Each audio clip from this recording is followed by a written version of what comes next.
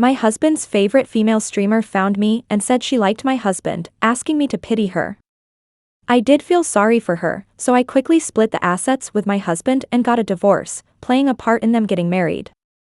At the wedding, I even gave her a big gift, displaying my ex-husband's stomach cancer diagnosis report on the big screen. Chapter 1. Brian and I had been married for 3 years, and our relationship had always been good. So when I saw a picture on his phone of him kissing another woman, I could hardly believe my eyes.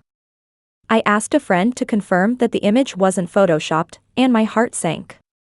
I followed the number that sent the message and did some research, finding her WeChat, Weibo, and Douyin accounts. She was shamelessly showing off her relationship with Brian. Although Brian's face was blurred, I still recognized him at a glance. This was the mistress showing up at my doorstep. I spent the whole afternoon watching all of the mistress's videos and Weibo posts. The mistress portrayed a motivational image online, diligently selling snacks and managing her small shop well. She had been with Brian for a year. During this year, Brian often used business trips as an excuse, but was actually spending time with her in their own world. They traveled far and wide, checking in at numerous internet-famous spots. They tarnished the beauty of our homeland. Chapter 2. I was feeling terrible, but then I looked at his stomach cancer diagnosis report in my hand, and suddenly, things didn't seem so bad. Just then, the phone rang. "Sister, do you know who I am? I'm sorry, I don't want to disturb your marriage. But I'm pregnant now, I can't let my child grow up without a father, so I can only ask for your help. Sister, please have some pity on me." On the phone, she sobbed softly, appearing weak and pitiful. My low blood pressure was instantly cured. I suppressed my anger and calmly said, "How can you prove that you are really pregnant? Do you doubt me? I'll send you proof right away." After a moment, she sent over the pregnancy test results. "Sister, you see, he already has a form, I can't bear to abort him, he's also a little life. Brian doesn't love you anymore, sister, can you let go?" I glanced at the cancer diagnosis report. Not angry, not angry. Not arguing with a future widow of a dead man. Sounds strange. I continued. "How can you prove that the child is Brian's?" There was a strange silence on the phone, and she finally stopped pretending. "And to think I spent all that time calling you a sister. Brian said you were especially classy, but I didn't expect this kind of class from you. Whether you believe it or not, the child is Brian's. If you don't believe it, we can do a paternity test after the child is born." I calmly responded. "That won't be necessary, the child won't be born for a while. Having a child carry the stigma of being born out of wedlock isn't a good idea. It's not fair to punish the child for his mother's mistakes, right? Instead, here's what we'll do. You swear that if the child isn't Brian's, you'll go out and get hit by a car. Then I'll believe you." On the other end of the phone, there was a sharp intake of breath, followed by a long string of curses. "Vivian, you'll get hit by a car as soon as you go out, you despicable person. You don't want to have the child yourself, stringing Brian along.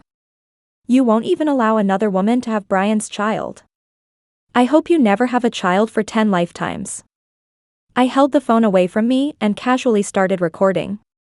Chapter 3. After recording enough, I sent the recording to Brian. Not long after, Brian hurriedly arrived. "Vivi, I'm sorry, I never expected her to come looking for you.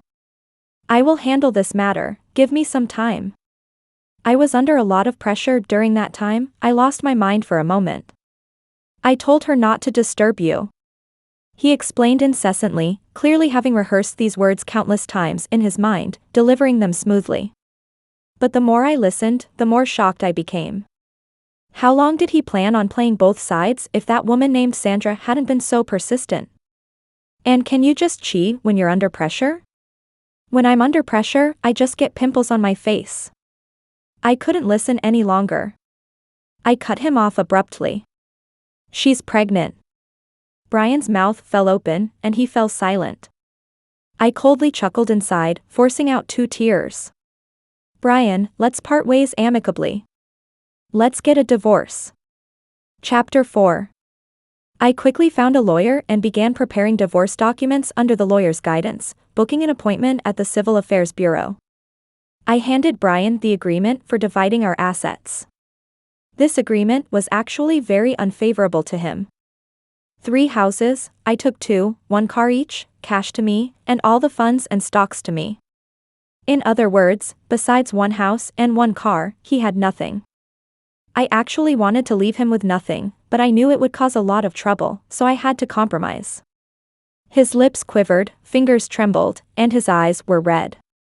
Vivi, I'm not getting a divorce. I admit I was wrong, give me a chance, I'll handle these things properly. My eyes were moist, but my heart was not indifferent. Unfortunately, I couldn't bear the thought of him having a child with Sandra. Even if I forced myself to let go, I would likely be suspicious and restless every day in the future. Why should I punish myself for someone else's mistakes? Furthermore, his retribution has come. Why should I spend the rest of my life with him? He's not worth it. Now that Brian feels guilty towards me, it's the best time for me to divide our assets. Otherwise, if I forgive him, lower my standards, and end up in divorce again, he would only think I'm repeating myself, and that guilt would be worthless. I lowered my gaze. Do you think I'm giving away too much of the assets? If it's about the assets, you can just say it. No, it's not about the assets. Brian hastily expressed his loyalty. I made a mistake, you can have it all if you want. I can't bear to lose you. We dated for 3 years, married for 3, it's been 6 years. Okay, since you think it's not about the assets, then sign the agreement, Brian. Don't be so insistent, don't make me look down on you. I looked into his eyes, tears welling up. It's not just men who deceive. Women do too. Especially when love turns to hatred. Under my intense gaze, Brian finally tremblingly signed. There's a 30-day cooling-off period, Vivi, I'll wait for you to change your mind. If you can go 30 days without contacting Sandra, I'll consider changing my mind. Can you do that? I can. Trust me. All right then, take leave from work, let's go on a trip together for a month. We'll come back after a month. Okay. Brian agreed readily, even starting to discuss where to travel with me and booking tickets. But his mind was clearly elsewhere, restless all afternoon, wanting to show his determination but secretly messaging behind my back. Men. With my insistence, the next day, he and I went to the Civil Affairs Bureau to file for divorce, waiting for the end of the cooling-off period after our trip to settle everything. We packed our bags separately, he was enthusiastic, thinking of everything. Just as we were about to leave, the phone rang, and his expression changed immediately. He gritted his teeth and hung up. My phone rang. I deliberately answered, the voice on the other end was loud. Big sister, please give Brian back to me, my stomach hurts so much, I'm almost dying. Sandra cried out in pain. Brian, my stomach hurts so much, I took the wrong medicine just now, is my child going to be gone soon? I'm in so much pain, please, save me. She said, save me with her mouth, but her voice was strong. But unfortunately, Brian believed her. Where are you? Have you called an ambulance? I'll come right away. He was extremely anxious, rushing downstairs immediately. I stopped him. Brian. He paused, his face strangely serious. Vivi, this is a matter of life and death, don't stop me. I smiled bitterly. Give me the phone. He was bewildered for a moment, handed me the phone, gritted his teeth, and turned away. Vivi, wait for me, I'll be back soon, I'll go clarify things with her. He entered the elevator, the phone rang, this time he didn't reject the call. Sandra, I'm coming right away, wait for me, don't be afraid. He was so affectionate. I coldly deleted the Moments post I had just made, visible only to Sandra. Revisiting old places, reliving youth. The image was a booking record. I had never thought of traveling with Brian, revisiting old emotions. Since I found out he was cheating, he had been completely erased from my life. I didn't want to be the villain, so let Sandra do it. Anyway, she was willing. Chapter 5. I hired 2 hourly workers to donate what belonged to me in the room and throw away what could be thrown away. Then, I left without looking back, dragging my suitcase. If I had to be a heartbroken and disappointed woman, then I had to be resolute. So that Brian wouldn't know how deeply he hurt me. Checking into a hotel, not long after, I saw Sandra's Moments post. Love is truly a life-saving elixir, I will never lose you, right? This time, she boldly posted a clear picture of Brian's face, his deep affection particularly moving with a beauty filter. I saved the picture. These would be my evidence for standing on the moral high ground in the future, hoping that Sandra could still flaunt it in the future. 3 days later. Brian finally called me. I hung up. He was persistent. Calls, voicemails, and video calls kept coming. Seemingly trying to show that he wasn't a fickle, unfaithful person. The desire to perform is strong, good at self-moving. I only just discovered his flaws now. If he truly cared, he should restrain himself, uphold his moral bottom line. He sent a voice message. Vivi, where are you? Have you left? I know you're angry, but human life is at stake. Please understand me, Vivi. I know you're the kindest. Let me find you. Shall we go on a trip together? I looked at the message and smiled. Looks like Sandra couldn't handle it.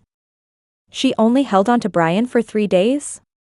To anger Sandra and to let Brian know the pain he caused me, so he wouldn't be lying in bed in the future thinking of me. I decided to meet him once, preferably to never see each other again in the future. I arranged to meet at a nice cafe we used to frequent. He hurried over and was about to rush towards me as soon as he saw me.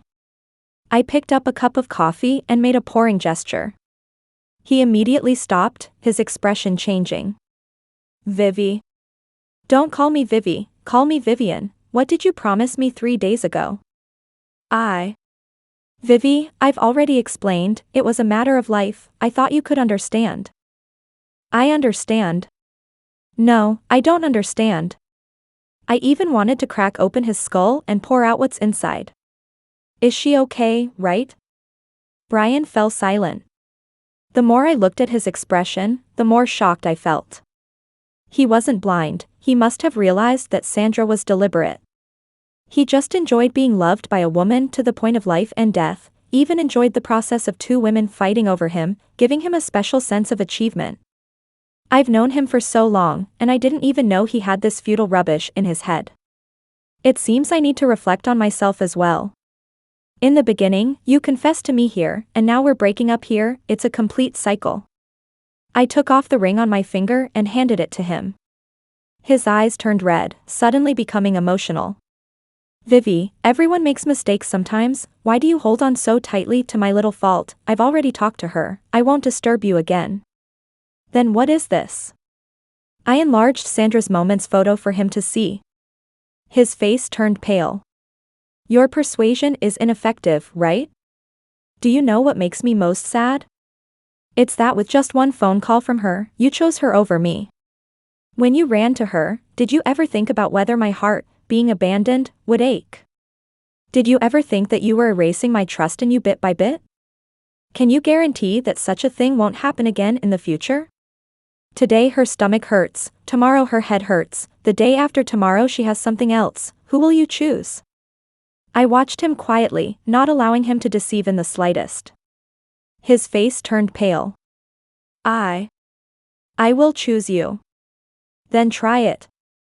I stood beside Brian and took a picture with him, sending it to Sandra. Sure enough, 3 seconds later, Brian's phone rang. Brian's face turned pale as he tried to hang up. I said coldly. Answer it. Vivi, you don't need to do this, it's not necessary. Then I'm leaving. I'll answer. He grabbed my wrist, quickly answered the phone, his face full of resistance. But on the other end of the phone, there was an anxious voice. Brian, I'm bleeding, down there, I'm bleeding, my stomach hurts so much, just now she sent me a photo, I got angry. It hurt so much. I'm in so much pain. Her voice sounded so pitiful. Brian suddenly got angry with me. Vivian, why are you doing this? I finally calmed her down. I was stunned. Although this was the effect I wanted, to prevent him from lying in a hospital bed and bothering me in the future. But now, I was truly hurt. I said coldly. The cooling off period is over, let's meet at the Civil Affairs Bureau, go take care of your true love. Chapter 6. In the days that followed, Brian was as silent as a dead man, showing no signs of movement. From a little sadness at the beginning, to becoming completely indifferent and relieved later. To end up at this point in a marriage was something I had never expected. There was no activity in Sandra's moments either. I didn't know if Brian strictly forbade her from posting on moments. Or if she didn't want to provoke me again to avoid any mishaps. Regardless, it was finally peaceful. On the 29th day, I messaged Brian. Tomorrow at 9 o'clock, I'll be waiting for you at the Civil Affairs Bureau entrance. The reply came quickly. Sister, rest assured, Brian will definitely be there. I chuckled coldly, drank a bottle of calming potion, and slept until morning. The next morning, I put on a beautiful makeup, got in the car, and went to the Civil Affairs Bureau. When I arrived, Brian was already there. Standing beside him was a long-haired girl in a white shirt. The two were laughing and playing around. Brian looked indulgent, and the girl playfully punched his chest, planting a kiss on his cheek. When she saw me, she gave a teasing smile, but as I approached, her demeanor changed to one of timidity. I averted my gaze and looked at Brian. Did you bring everything? Let's go. There was a hint of guilt on Brian's face. Vivi, I'm sorry. Call me Vivian, thank you. His shocked expression turned pale. I entered first, and he followed. The agreements were all drafted, no disputes, and we quickly completed the procedures. After receiving the divorce certificate, I felt sentimental. The marriage certificate is red, and the divorce certificate is also red. It seems that the person issuing the certificates understands it all. Marriage and divorce are both good things. Getting rid of the past, starting a new life. It all seemed like a new beginning. Brian's guilt became more intense. Vivian, she's pregnant, a miscarriage isn't good for her health. Brian, there's no need to explain so much to me, we are strangers now. I interrupted him. However, for the sake of the past, I still want to tell you. You were wrong in this matter. If you truly loved me, you wouldn't have cheated during our marriage. If you truly loved her, you wouldn't have hidden her away. Now that I have made way for you both, I hope you both have a good future. This is all I have to say, we won't see each other again in the future. I said these words gracefully and confidently, and the people around who were there for registration looked at me with admiration. I found it difficult to bear this admiration. I believe in repaying kindness and avenging wrongs. If my partner cheats on me, I hate that I can't see them get cheated on in the future too. Brian didn't expect me to say this, feeling even more guilty. He took a step forward, wanting to hold my hand. I felt extremely disgusted, I never knew he could be this clingy. I must have been blind in the beginning. Thankfully, Sandra immediately came in, firmly holding Brian's arm, and said with a smile. Thank you for your understanding, sister. I'll just take a certificate with him today, after all, the child in my belly can't wait any longer. And also, Brian, to make up for you, has given you most of the property, hoping you can live a good life with that money in the future. She hinted openly and subtly that Brian was generous, while I was too greedy. I laughed. Well, congratulations to both of you. Brian and I earned our assets together during our marriage, there was no him letting me have it all, and I didn't leave him with nothing, it was me being generous. I heard Sandra's shop is quite profitable, but influencers make money from their fans. I wonder how your fans feel knowing you've been a mistress and insulted the original wife. What do they think? Sandra stared wide-eyed, biting her lip, looking pitiful. But she might have been genuinely afraid of me making a scene, as she didn't retort. She just hummed pitifully. Brian, the big fool, actually spoke up for her. Vivian, Sandra is the one I pursued. I'm sorry to you. You should come at me if you have any issues. Can I really come at you? I coldly chuckled and slapped him across the face. Is this acceptable? Chapter 7. Brian was taken aback. I must have appeared too calm and composed before, making him think I wouldn't do anything. But now, with the divorce certificate in hand, was he still afraid I'd be bothered by him? I didn't kill him because I'm a law-abiding citizen, not because I have a good temper. This slap is for your infidelity during our marriage, what you owe me. Slap. This slap is for standing up for her, both of you disgust me. I didn't make a big deal out of it, that's me being righteous, sparing you both. I felt like hitting him again. Brian grabbed my right hand, his gaze cold and full of hatred. Enough. Slap. I smacked him with my left hand. Brian was completely stunned. Sandra screamed. Are you crazy? Are you sick? She quickly pulled Brian back. The staff rushed over, swiftly separating us. Pointing at Brian's nose, I scolded sharply. Brian, even a clay figure has a bit of temper. When we were together, you said you didn't want children temporarily, you wanted an intimate world for the two of us. Now you tell me she's pregnant, and you want a divorce. You're unfaithful, forgetful of kindness and ungrateful. In the future, we have no financial ties. If you dare disturb me again, don't blame me for turning my back on you.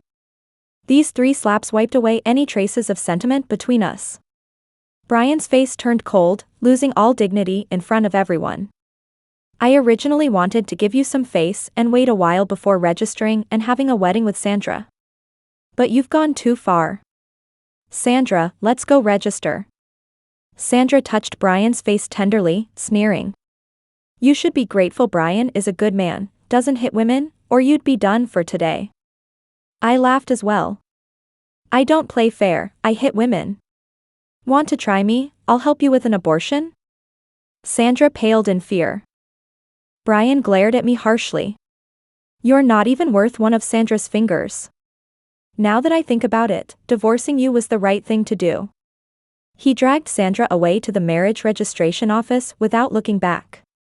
Does this despicable man have any respect for me? When he's sick in bed, I'll see if his Sandra will still be a devoted wife. A few minutes later, Sandra deliberately handed me her marriage certificate. I coldly laughed, blocked both her and Brian, feeling relieved. Good, more than halfway through the plan. The remaining half depends on when they decide to have the wedding. Brian hates me, Sandra is vain, they should have a grand wedding. Sure enough, not long after, familiar friends and relatives started calling me, all confused, asking how I divorced Brian. In their minds, Brian and I were still a loving couple. I wasn't afraid of trouble, so I told each one that Brian had been cheating for a year, and Sandra had pressured me into the divorce. I answered each call, repeating the same story. When it got emotional, I even shed a few heartbroken tears. The tone of the callers changed instantly. Vivi, you're really understanding. Poor thing, you've been wronged. Of course, I've been wronged to the core. Later, Brian didn't call, but his parents did. Vivi, you and Brian are divorced, you got the upper hand, Brian is at a loss, we won't say much more. But, in the future, don't go around talking about Brian, it's not good for his reputation. Be lenient, don't go too far. Chapter 8. I felt a surge of blood boiling inside, feeling like all my sincerity had been wasted. I was married to Brian for 3 years and had genuinely treated his parents like my own. Whenever I bought something, it was always 3 portions, one for myself, one for my parents, and one for Brian's parents. I never missed giving gifts or red envelopes during holidays and birthdays. Brian didn't even remember his parents' birthdays, it was always me reminding him to send wishes and red envelopes. His parents were sick, and I followed them back and forth, serving them tea, water, and carefully looking after them. Initially, they vowed, if Brian ever mistreats you, we will be the first to not let him off the hook. But now, they acknowledge kinship but not responsibility. Uncle, Auntie, if what I say is false, you can sue me for spreading rumors. If what I say is true, you have no right to interfere. People who do such things don't feel ashamed, they probably don't fear what others say. My voice was cold, and they became anxious. Why are you speaking like this? You divorced Brian behind our backs, cheated him out of a lot of money, that money was hush money, how dare you gossip like this? Also, you dated for 3 years, married for 3 years, it's been 6 years and still no children, do you know what others say about us? They say we married an ancestor to take care of. If you were a good person, how could Brian divorce you? A girl from a good family needs to be virtuous to be loved by a man. Over there, they were still endlessly preaching the 3 obediences and 4 virtues. Well then, I must have picked my in-laws from the remnants of feudal society. I started recording, placed the phone a bit away, and when it stopped ringing completely, I had recorded 7 to 8 minutes. I sent the recording to a friend to help me edit the key points for future use. My friend listened and replied directly. You're too soft-hearted, why didn't you just kill that whole family? I chuckled. Why kill them? I need to keep them moved by each other, loving each other. Chapter 9. Brian's wedding was at the best hotel in our area. According to our mutual friends, Brian told them that Sandra was famous, beautiful, successful, wealthy, and willing to return to family. Such a good wife is hard to find, so he wanted to give her the best. It really sounds like true love. Indeed, the new outshines the old. On the day of the wedding, I went to the hotel, and the atmosphere inside was much more romantic and grand than when Brian and I got married. Back then, Brian and I were deeply in love and didn't care about all these things, we approached everything practically. We felt the formality wasn't important, as long as the feelings were there. If I could go back in time, I would definitely slap myself hard, letting yourself love a man, letting yourself save money for a man, you deserve this retribution. Wearing large sunglasses, I found a corner to sit in, without drawing attention. Soon, the time came. Brian and Sandra, under the master of ceremonies, proceeded with the ceremony in an orderly manner. Sandra's belly was already quite large, her pure white wedding dress slightly bulging. But her complexion was good, looking cheerful at the happy occasion, clearly a person in high spirits. As for Brian, perhaps awakened by his doting wife, he appeared even more handsome and charming. The two exchanged grateful words, and their wedding photos were timely displayed on the big screen. But soon, the photo froze, and what appeared on the big screen turned into a stomach cancer diagnosis report. Brian's name was clearly written on that document. Chapter 10. Everyone was instantly stunned. People who were eating quietly suddenly looked up in surprise. The entire hall erupted in noise. The groom has cancer? Is this document real or fake? Does the bride know about this?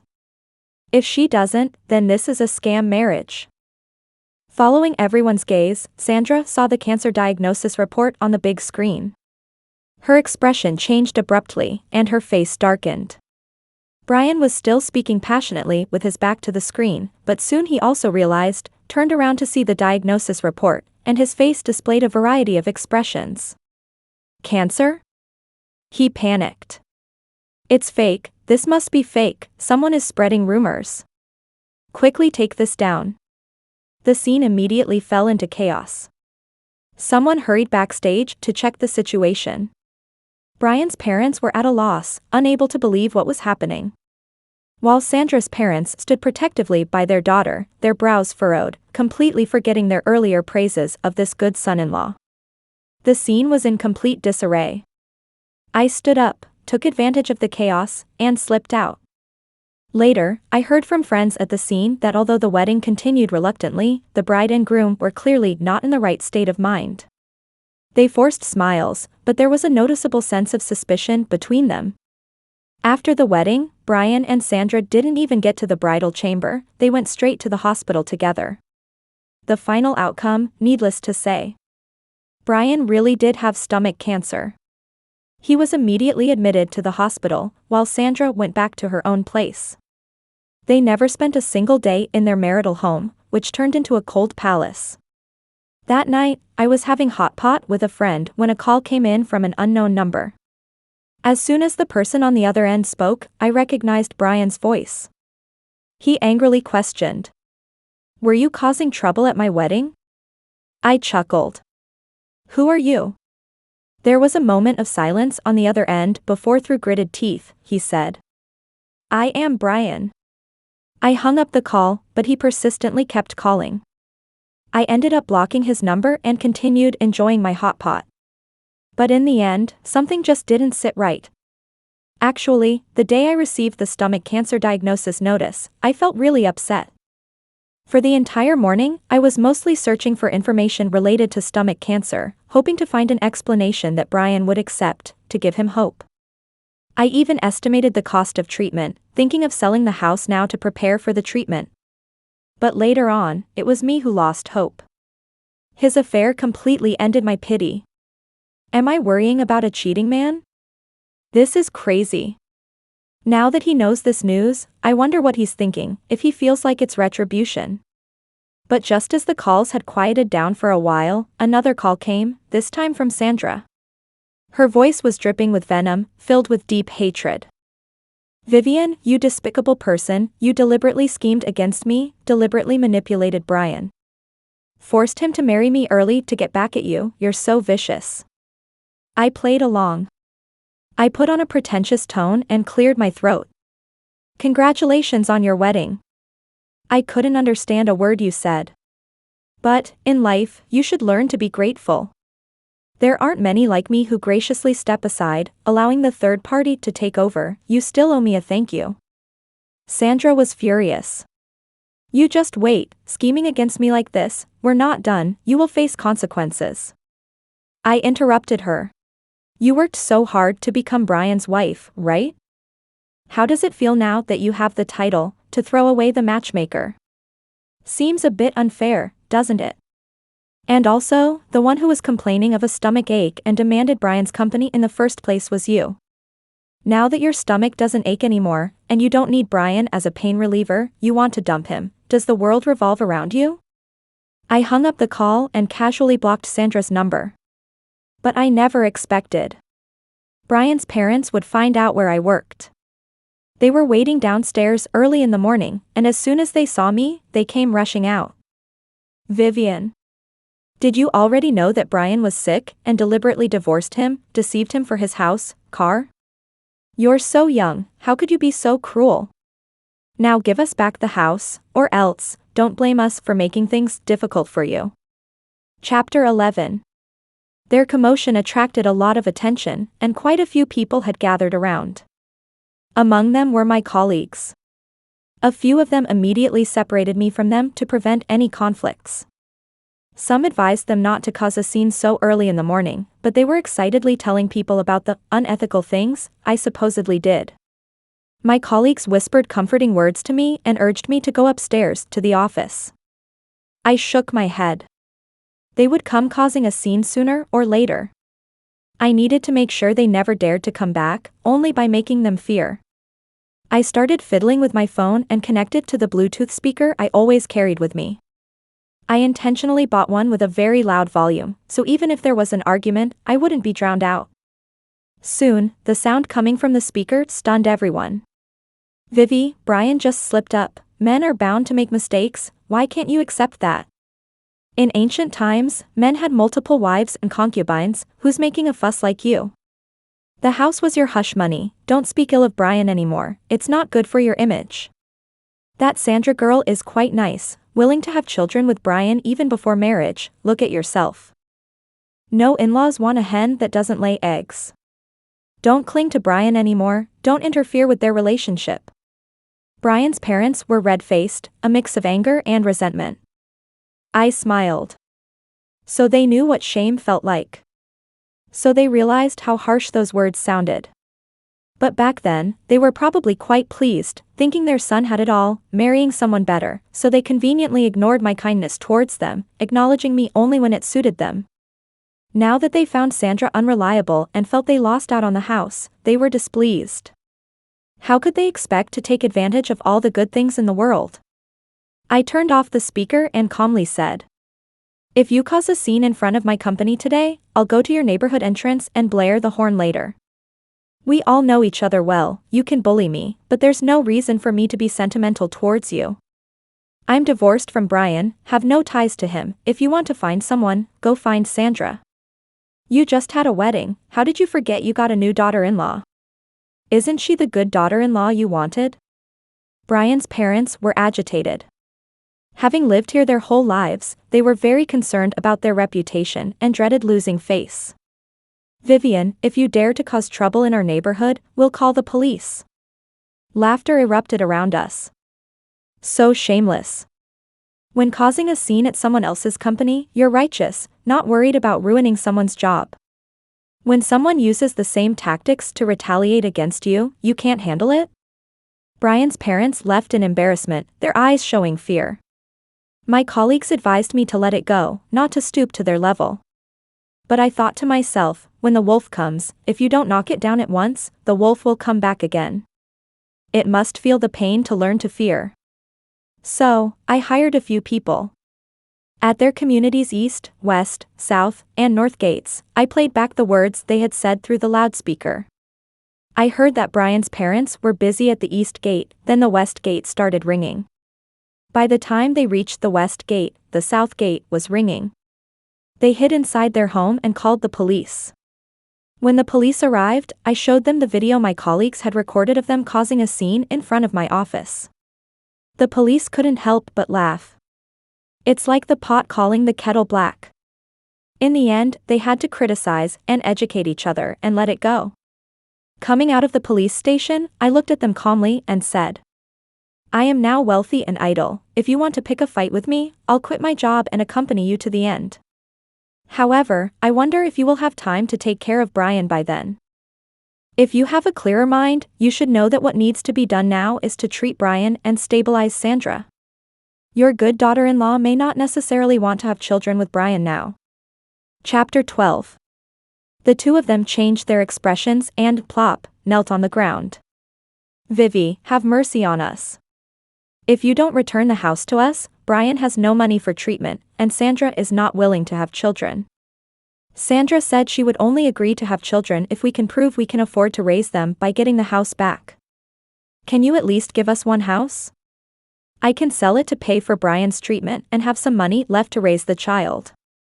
We were wrong before, we went too far, please, for the sake of our old age, help us. In the future, we will treat you as our savior. Moral blackmail on me? Unfortunately, I have no morals, no one can blackmail me. I took a step back, hid behind the police, and casually turned on the speaker, this time playing a simplified version. Vivi, in ancient times, men had multiple wives and concubines. You, the hen that doesn't lay eggs. The house was your hush money. The police couldn't hold back and burst out laughing. The two of them quickly got up, glared at me fiercely, and left with their tails between their legs. I stared at their backs, feeling utterly disgusted. So, it was Sandra who was behind all this. This sly little vixen. Hiding in the background, letting others take the fall. Average looks, but thinks she's a beauty. I removed Sandra and Brian from the blacklist, gave them each a copy of today's police report, and gave Brian a recording of his parents cursing me out. I sent a message. Brian, should I spread today's events on social media? Soon, Brian called. Vivi. His voice was hoarse, sounding weak. He must have suffered a lot during this time. Brian had stomach problems since university, and I had always been careful about his diet. But in the past year, he and Sandra traveled far and wide under the guise of business trips, indulging in food and drinks. While often complaining to me on the phone about being too tired from work, causing stomach pains. Back then, I felt sorry for him and urged him to come back for a gastroscopy. Now thinking about it, I was so naive. This despicable man enjoyed my care and worries while getting close to the other woman. Thinking of this, any trace of sympathy instantly disappeared. I chuckled. Brian, how are we going to resolve today's matter? Brian fell silent for a moment. I will talk to my parents, they won't bother you again in the future. Huh? Don't promise so easily. I suggest you discuss with your wife. She said she would only have children with you if she gets the house back. Is she carrying my child or is she just being greedy? Or are you happy to have your parents used like pawns? I understand, this won't happen again. For once, Brian didn't speak up for Sandra. I guess their relationship had hit a rough patch during this time. Two selfish people. When their interests are not touched, they can present a united front, but once their interests are affected, they turn against each other. But what's that got to do with me? Before Brian could say more, I hung up. And there was a reply from Sandra on my phone. Vivian, it's your fault that Brian has no money for treatment now. His ghost will haunt you after he dies. Now I have no money to raise my child. If I have to abort the baby, it'll be on your head. You reported and arrested the child's grandparents. You're the cruelest person in the world, you will face retribution. Chapter 13. These lines made my head pound and my eyelids twitch. I quickly replied. Oh my, a famous influencer with 100,000 followers actually can't afford to raise a child. Do you need me to make a video to raise money for you? Brian is such a good husband, even though he has cancer, you should learn to cherish him. You should sell everything to treat your husband's illness, that's the least you can do for your inspirational persona. I envy you so much, having such a harmonious relationship with Brian. Unlike me, I'll never get cancer in this lifetime. Brian's parents are willing to kneel down for the child in your belly, you must be exceptionally filial for them to be so reluctant to let you go. I've already faced retribution. Today I counted the money in my bank account and cried out. When will I ever spend all this? Even though you stole my Brian, I don't feel wronged, as long as you're happy, your love is invincible. I continued to post. A big exclamation mark popped up. Sandra blocked me. Ha! What a weakling, lacking in combat power, trying to provoke others. Silly child. The following days were calm. Perhaps love troubles, but career success. I unexpectedly got a promotion and a raise. Before my old leader was promoted, he promoted me, saying I was bold, proactive, and innovative, that the company needed someone like me with a sense of responsibility. I thought carefully and realized he was probably referring to the incident between Brian's parents and me. Working diligently for 6 years, I got a promotion and a raise thanks to a dramatic episode. I never dreamed it would turn out like this. And surprisingly, as I was going through the handover checklist at work, I saw a list of the company's product endorsement female anchors, and Sandra's name was on it. That's when I found out Sandra was running her own online store and working as a product endorsement anchor. I smirked and told my secretary. Get rid of her. What? Why? Trust me, she might blow up in a while, don't let her drag the company down when that happens. The secretary looked serious and immediately started the termination process. Soon enough, Sandra called my office. Her tone was cautious, trying to please. Hello, I would like to ask, why am I being terminated? Is there something I didn't do well? Please let me know, I'll do my best to cooperate. Strange. Sandra was speaking in such a pleasing manner? I replied nonchalantly. The secretary should have explained to you, when you reach 1 million followers, we'll reconsider working with you. I hung up, not bothering to say anything more to her. But Sandra probably sensed something from my tone. She sent me a message saying, "Is this you?" I blocked her. A despicable person doesn't deserve to speak to me. However, in the evening, the secretary urgently called me. Vivian, look, that Sandra is live streaming, she's mocking us. I opened the video and indeed saw Sandra pitifully shedding tears in front of the screen. Friends, do you know what I've been through recently? I was deceived into a fake marriage. My husband concealed the fact that he was already married and lied to me, saying he was single. He even got cancer, only revealing it after we got our marriage certificate. Why did he conspire with his ex-wife to deceive me when I treated him so well? His ex-wife even went all out to sabotage my product endorsement contract. How will I live in the future? How will I raise my child? Sandra cried with pear blossoms falling like rain. Her originally delicate appearance became even more charming with filters. I couldn't help but feel pity for her.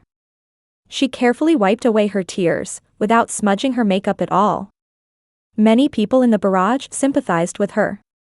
This is what a fake marriage looks like, so despicable. They probably saw you making money as a live streamer and wanted to cheat your money to treat that man's illness, right? Very likely. Tell us the contact information of that scumbag and his ex-wife, we'll help you investigate. Which company is it? We won't buy their products anymore in the future. The live streamer is so pitiful, being pregnant she shouldn't cry so much, it's bad for her eyes. Many people were indignant. But a discordant voice scrolled through the barrage. The scumbag is out to deceive sympathy again, quickly refund the money. I added that person. The person sent a question mark. Are you telling me to shut up? If you want me to shut up, give me hush money, 300,000, not a penny less. I chuckled. No, I am the malicious ex-wife she mentioned. Hello, unlucky one, nice to meet you again, I'm Trista, that little scoundrel's creditor. After chatting with Trista, I finally understood. When Sandra first started her online store, she was broke, couldn't afford goods, and it was Trista who saw her potential and provided her with a batch of goods. The quality of the goods was good, and the word of mouth was not bad. But for some reason, not long after, there began to be a large number of returns. She was always honest in business, so she dutifully accepted the returns. Later, she re-examined those goods and found out that they weren't the same ones she had sent out at all. Although the packaging looked identical, the products had been swapped with inferior ones. And the one behind this mischief was Sandra, who ordered a batch of goods to return to her, pocketing the money for the genuine products. In this back and forth, she lost 300,000. Meanwhile, Sandra built her career on this and accumulated a large following. She and Sandra went to court over this, but evidence was hard to come by, and it took a long time. She found that besides occasionally causing trouble for Sandra, she had no other way out. Trista's situation gave me a wake-up call. Upon carefully analyzing Sandra's sales volume, I found that she was quite good at packaging herself, and she had hired a lot of internet trolls to boost positive reviews. The actual sales figures were nothing to write home about. I think this is why she latched onto Brian. She probably realized she didn't have much talent in sales, her business skills were average, and her career as a live streamer influencer wasn't doing so well. To meet someone like Brian, young and earning $1 million a year, she naturally wouldn't let go, decisively using her pregnancy to tie him down. And Brian, this big fool, probably felt proud of himself, thinking he had the charm to make a young, pretty girl actively throw herself at him. I sneered and sent Brian Sandra's live video, wondering what his reaction would be after watching it. Brian quickly called me. As soon as he spoke, a wave of memories hit me. Vivi, I miss you. I listened, not a shred of emotion stirring within me, but rather feeling disgusted. I heard that Brian is currently living in the hospital, unable to work. His former vice president position has been replaced by someone else, and his parents are selling their house to pay for his treatment. But cancer is a bottomless pit, with hundreds of thousands being poured in, and the outcome remains uncertain. Now he says he misses me, but he probably only misses my money. I sneered. How do you explain Sandra's video? He remained silent for a long time before speaking. Vivi, I might really be dying. The child in Sandra's belly is the only hope my parents have left in this world. I understood. Sandra was using the child in her belly as leverage, keeping Brian and his parents silent. She could twist the truth as she pleased. Brian continued. Vivi, give that document to Sandra. She's a young girl and it's not easy for her. If you can let bygones be bygones, I can give you my last house, and also, could you spare her? For the sake of our past, can you help me one last time? I burst out laughing in anger. You've tarnished your reputation for the child in her belly, and now you want me to bear the reputation of a malicious ex-wife? Silence ensued on the other end. At that moment, my heart turned ice cold, filled with hatred. I thought I had already done enough to get rid of them, but now it seemed far from sufficient. This despicable pair wanted me to shoulder the blame. They were dreaming. I took a deep breath, my voice cold and full of malice. Brian, I initially planned to let you and Sandra off the hook for the sake of our past marriage. As long as Sandra honestly stops provoking me, I won't do anything to her, but now you're asking for it. I can tell you clearly, Sandra's little ability to promote products, wanting to promote our company's products, she's not qualified. Previously letting her promote products was based on her fan base, but now I know her character is despicable, with the potential for a scandal at any time. Letting her promote products is me being irresponsible. You wait for me, I will make you, this scumbag couple, reap what you've sown. Also, you deserve to die. I wish you an early death and quick reincarnation, grabbing a good spot in the afterlife early on. I hung up the phone and began to implement my counterattack plan. In order to clear her name, Sandra deleted all of her videos. However, on the day she contacted me, I had already paid someone to record all of her videos. I found a friend who could edit videos and created several short and concise videos following the timeline of events, with text explanations clearly detailing the whole story. Included were screenshots of our chats, affectionate photos she sent me, recordings of her cursing at people, and the video of her having Brian's parents confront me.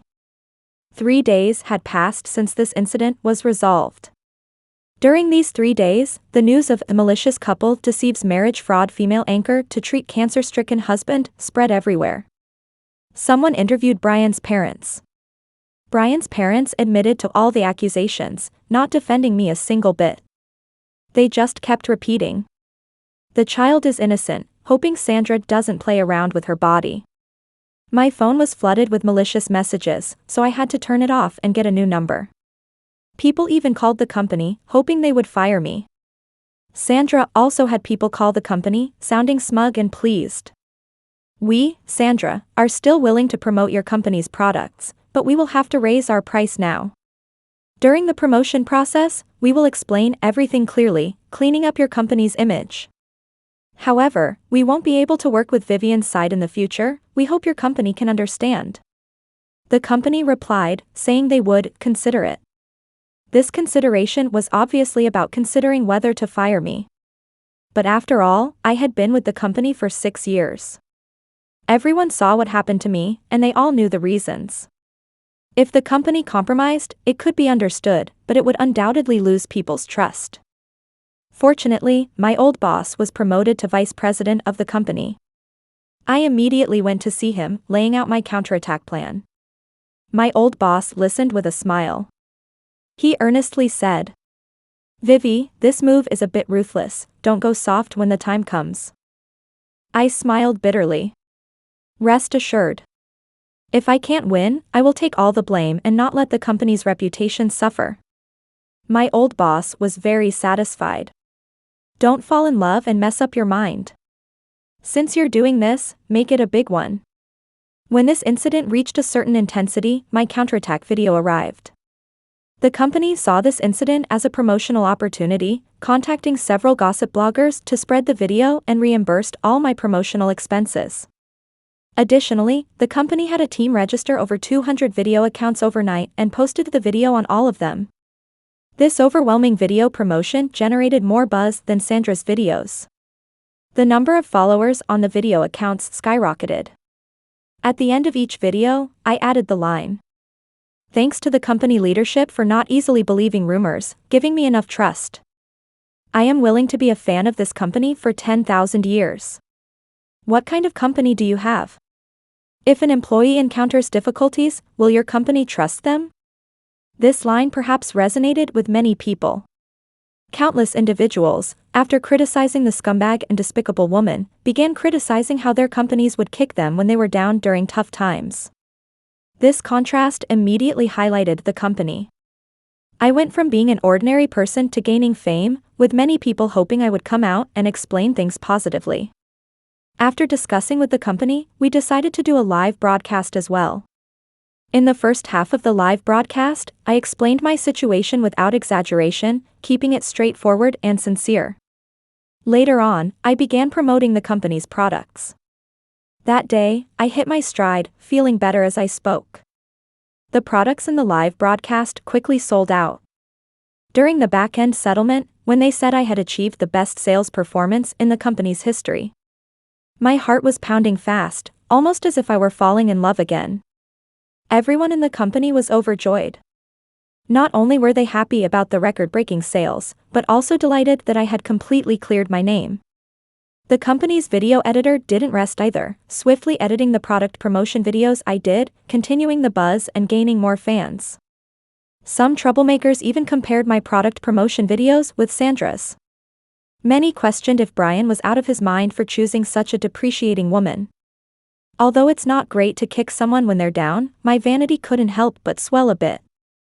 The company gave me a few days off to rest.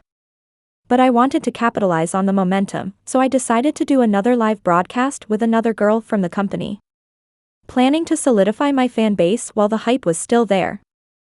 If I could build a reputation in live broadcasts, I could save on promotional expenses in the future and have more control over my platform. On Sandra's side, things weren't going so smoothly. While I was whitewashing my image during the product promotion, she thought she had everything under control and hurriedly went to the hospital for a miscarriage. After the surgery, her phone was flooded with countless abusive messages. She panicked at this moment. In a hurry, she started a live video from the hospital, trying to garner sympathy. Unfortunately, all the viewers who tuned in were there to criticize her. Her live stream was shut down after only 5 minutes. At the same time, Trista, holding her ID card, began accusing Sandra of cheating her and taking her $300,000. More people who had been scammed by Sandra also started coming forward, holding up their ID cards to accuse her. For an hour, Sandra became a universally condemned scapegoat. The incident ultimately ended with police involvement. Sandra was taken to the police station shortly after being discharged from the hospital. Brian was furious. He changed his number and called me, immediately launching into questioning. You want money, I'll give you money. You want a house, I'll give you a house. Why did you go to such extremes? Don't you know, the child in her belly is my only one. Perhaps to make me feel guilty, he even sent a photo of himself looking extremely weak post-surgery. As I carefully examined it, I couldn't help but sigh. Despite being a man, Brian was particularly concerned about his appearance, always maintaining a clean and youthful look. But in the photo, he had shaved his head, his face was pallid, and he appeared extremely frail. In just a short period, he had become a skeleton, exuding a heavy sense of lifelessness.